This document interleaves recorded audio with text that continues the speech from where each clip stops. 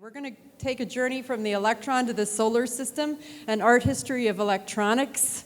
We're going to talk about how artists and engineers converged at a number of different points in the 20th century to, in a way, collaborate to bring the electron all the way to the solar system. And it's a history talk that goes back originally at some level all the way to the 1920s when physicists were excavating the structure of the solar system and began to notice similarities between the structure of the solar system and the structure of the electron, that each one had a nucleus at its center that was being orbited by orbital rings, either the orbital rings of the nucleus or the planets in the solar system. And artists began to notice what physicists were studying and to kind of excavate this possibility space that opened up between the scalar difference and the scalar harmonies between the atom and the electron. And at another level, this history really picks up steam, especially in the United States, when in the 1930s, Europe tended to expel or terrify both its top scientists and its top artists. And so the World War II era in the United States was an extraordinarily fertile time of both industrial and artistic design and creativity. Herbert Bayer, who created this image of where the atom, the planet, and the tube come together in 1942 for General Electric. He had been a Bauhaus artist who fled Germany and came to the U.S. And this was so World War II was this period of intense efflorescence in the synergy between art and industry in the U.S. for those among many reasons. And at the same time, this was when electronics started to become rapidly invented, reinvented, redeveloped with every year, extending the human sense array. So artists picked up both on this sense of expanded scale between the atom and the solar system, but also the expanded sense potential of the human sense organs of hearing, sight, and mind. Here's mine. This is an early work from the IBM graphic design department, which IBM became the industrial design powerhouse of the mid-20th century. And artists and engineers were working, if not in direct collaboration, it was a kind of a mediated collaboration, but they were both engaged in the process of visualizing the future of the journey all the way to space. So visualizing what it would look like when the human reach into space became a tangible reality. Engineers through engineering and artists through graphic art, and making this harmony between the atom and the electron into this new motif of the orbit of a satellite, or the idea of a satellite around the planet. A new synecdoche for the future of technology. And this is another, Willy Baum, another Swiss modernist graphic artist who fled Europe and came to work for Martin, later Lockheed Martin, did this fantastic graphic art. And the next scale up from the electron, so there are different waypoints in the harmony between modernist graphic art and the work of engineers. And the experiments in crystallography that led to the development of the transistor were a very fertile ground for artists who were interested in navigating this space between the organic and the mechanical, because crystals could kind of grow in a laboratory. And so they both engaged the ideas of geometric form that drove graphic modernism, and also opened up this line of discourse between the organic and mechanical ways of looking at the world. And because of the abstract nature of the kinds of inventions that crystal science was facilitating, lent itself to surrealism, and again and again, as the 20th century unfolded, we see the influence of science fiction visual vernaculars, but also, a lot of surrealism as artists found ways to depict new and emerging technologies. When the transistor was invented in the lab in 1948 and brought to market in 1954, artists had a hard time who were doing work for industry how to grapple with it because it was so tiny, it had so little physicality. Here's an artist invoking Mondrianish modernism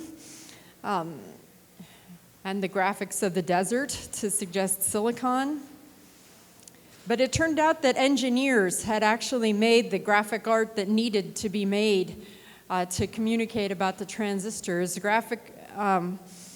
Engineers working in graphic symbol systems to develop a communication system for circuit diagrams developed the graphic symbol for the transistor, which is the one in blue below. This is a little book published by really General Electric, positioning the kind of power sharing between vacuum tubes and transistors as value neutral, when of course they were actually trying to hang on to their tube business. A comparative study, kind of a false distance there. But the graphic symbol for the transistor, this is at a time during the Cold War when the Soviet Union was known for its hammer and sickle promotionalism, and we didn't have exactly a U.S. Equivalent, but in a lot of ways in which this symbol for the transistor pops up and gets utilized to promote electronics industry, it suggests some of the ways in which the hammer and sickle got used. And here it is in an oil painting. This is a time when a lot of graphic artists were at work for industry, and when specifically magazine art was really key for industries to promote and communicate their inventions and their concepts, because the inventions moved too fast for annual catalogs to be meaningful tools of conveyance of information, which they had previously been. And so magazine and pamphlet art became foregrounded in the practice of commercial artwork. And this is a surrealized bunch of transistor symbols. And then the transistor symbol positioned as a gateway to the starscape, lest we forget where it's going to take us by the end. And by the time the Vanguard satellite launched in January of '58, it was fully transistorized, and the Soviets launched vacuum tube-driven satellites, and the US launched vacuum tube-driven space probes, but our satellites were fully transistorized, and so the electronics industry showed them off in these kind of fancy transparencies to promote the public awareness of electronics miniaturization and the leap into space that miniaturization was allowing. And this slide is stuck. There we go. The Telstar satellite, pictured above and beyond that telephone there, was the first active telecommunications satellite in '62.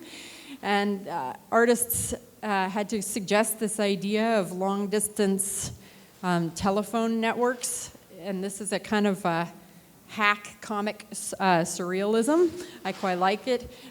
Just to step for a moment further back as far as 1910, AT&T had declared the idea of universal telecommunications to be their the leading corporate agenda, and it actually took more than 50 years for that to happen. But it was the Telstar satellite that enabled simultaneous universal telecommunications. And some artists, this is a different kind of surrealism. This is a Russian graphic artist who came to the US and did a whole lot of work for industry. Whoops. Where'd we go here? Boris Artsy-Bashev. And This tube, if you'll notice, it's showing the future in the cathode ray tube. The future at the time in 1946 is visualized as a national highway network, which we didn't get into, wasn't built until for 10 or 12 years later. And so again, you have the surrealized, kind of like Herbert Bayer, the vacuum tube in the sky, but this is a visual tube extending the human sense array of vision. It's a cathode ray television tube.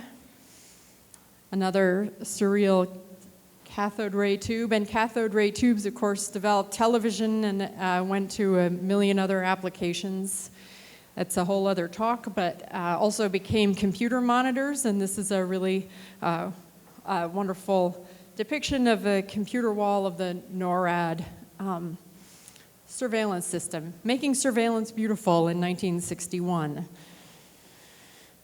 And cathode ray tubes were also part of the memory architecture of early computers. Stromberg Carlson, this is a kind of a vacuum tube that competed with Xerox for photo capture and dissemination of stored data inside a computer.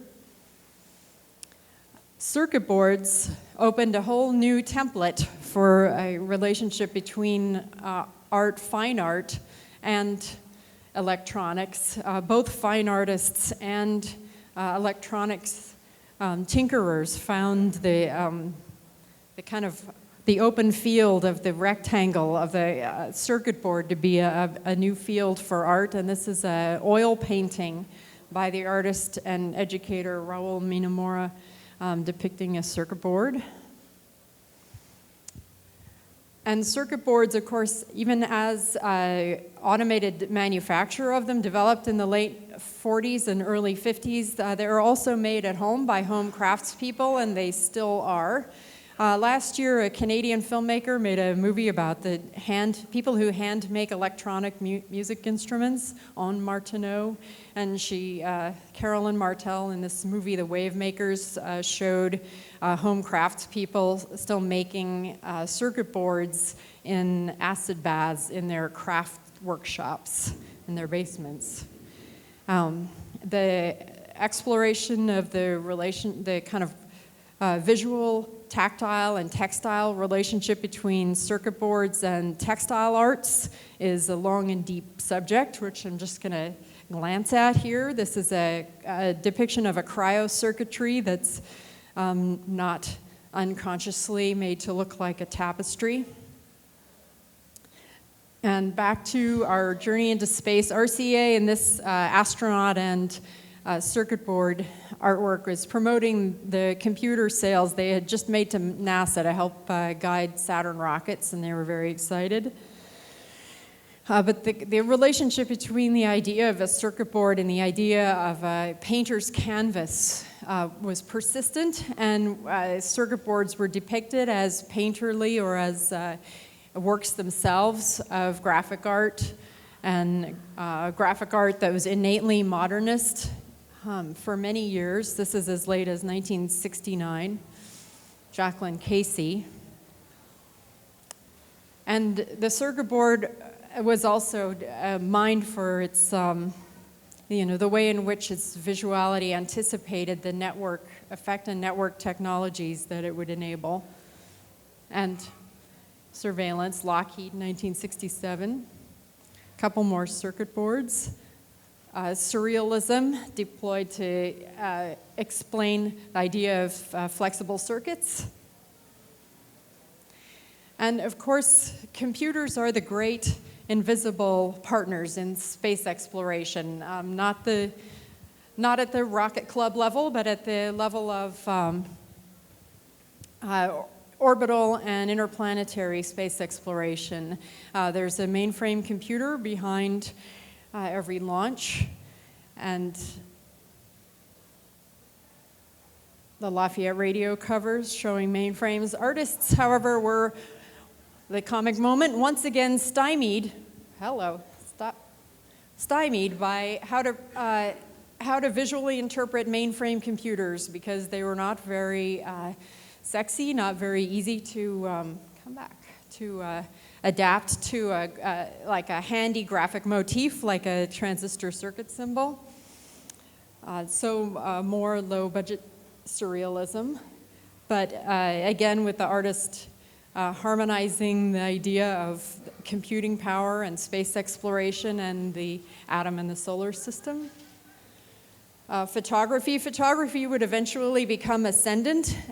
This whole period of 1930s to 1960s graphic art for industry that I'm talking about did wane in the late 60s when photography tended to take over industrial advertising. Pen and ink. Marquardt was a customer of IBM.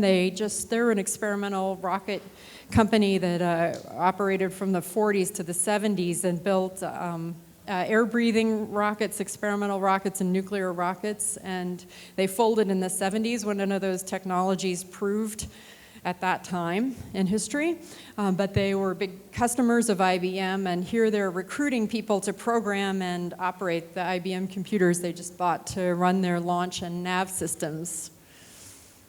And then this is an artist named Red Gates doing work for Martin, became Lockheed Martin, and your guess is as good as mine, the etiology of that spacecraft, that the computers, wasn't made at Maker Faire. It was made in 1961, but take a look at that satellite. I don't know. And then retro chic in the 1960s, using the idea of the abacus to communicate about the power of computing technology. And this ad in particular always makes me think that all those lawsuits about the origin of the design concept for the iPad and the iPhone were so irrelevant, because people had been visually conceptualizing iPads and iPhones for decades before they were made or built or any of those lawsuits were ever filed. More abacuses just because they're beautiful. And this ad promoted the first international credit banking system. Then in the late 50s and 1960s, another point, pretty major point of convergence between graphic art and space technology was in the deployment by artists of visual language, which is typographic elements in service of design. This is, again, the IBM design department recruiting and promoting their machines they were making to guide Saturn rockets. Now, the futurists had been using typography as design elements since the 19-teens. However, the absolute near total majority of the use by graphic artists of typographic art was letter forms. Conventional language, not number forms or mathematical symbols. And so the great innovation of artists doing work for industry whose job it was to try to communicate, explain, and convey about computing and about the difference between data processing and computing was to harness number forms and mathematical symbols as graphic art. This is a chemistry company that was making plastics for the computing industry using typographic art to grab the attention of engineers. And at the same time, artists working in fields other than graphic art, such as poets, started to draw on the prevalence of mathematics and numbers in the math-positive decade of the 1950s, and to develop poetry styles, number poetry based on number forms. But of course, the Countdown to Launch is the original number poem. I think there's much more work to be done for historians of poetry to understand the relationship between number poetry and space science. But then in the 1950s, also, computer engineers were working on developing strategies for artificial intelligence, teaching computers how to read and how to speak. And artists making work for industry picked up. That one has a audio, but now it doesn't. So optical character recognition technology was developed in the 1950s and promoted. And a lot of these ads are recruiting ads, recruiting programmers to work in artificial intelligence projects, or to promote an understanding of the relationship between information science and space sciences. This is some binary number art promoting Sperry Rand's work with the Surveyor Spacecraft. And the Surveyor Spacecraft that we're all familiar with wore a little hat that was a solar panel, but this ad was recruiting people to work on the engineering for Surveyor, the first telemetry-controlled landing on the moon, and so that they didn't know what the spacecraft exactly was going to look like yet, and that's why it doesn't look familiar to us. This is kind of the graphic art come full circle, to step back for a minute to that Herbert Bayer ad with the vacuum tube and the planet and the solar system. This artwork has all those same elements. This is Jacqueline Casey working for Lincoln Laboratories, recruiting scientists, engineers, and programmers to work on radio astronomy. And she created this visual language art based on 9 scientific papers, of which she took the elements, both graphic and textual, and broke them up and used collage form to convey the same kind of idea that there's harmony between the so orbital mechanics, electron mechanics, crystal physics, and the language and the programming and the engineering that it's going to take to bring the electron and the solar system into their junction with one another. And we all know what happened in the 60s after that. I'll just go through some beautiful, I did a book on rocket art, and these are some things that were discovered after that book went to press. So here they are, nuclear rockets. Chemical rocket, that's actually in the first book. And this is art for engineers. It's graphic art that's about mathematics, engineering, and technology. Another Willy Baum for Martin. And I leave you now with the idea that electronics and handcraft, electronics and art both have their origins in handcraft, and that electronics and space exploration are both handcrafts of humankind, and that much of the electronic technology of the 20th century was manufactured by women in factories. And this is from 1945, kind of amazing. And thank you, Maker Faire. And the book that's going to explore these ideas in far more detail than given here will be out next year. And thank you.